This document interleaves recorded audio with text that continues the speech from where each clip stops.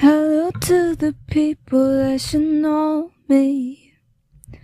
I'm not doing very well.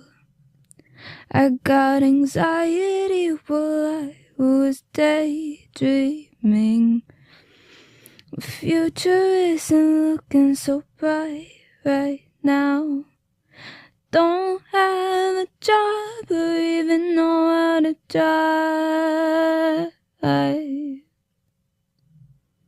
If I can get my life together, maybe I can live my life. Is this what I get for being the golden child? While I'm mourning all my crushed dreams, I see all my friends smiling in their pictures. I would love to have the mind that everything is fine at home, but I'm sinking in depression, and I think my body's failing.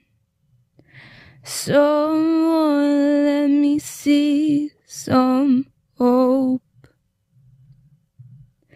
I'm just trying while my mind is dying. Can I get to be who I want to be? I'm coughing up my lungs while my reality is stuck. I just want the life I live inside my head. Someone teach me how to live without heavy breathing.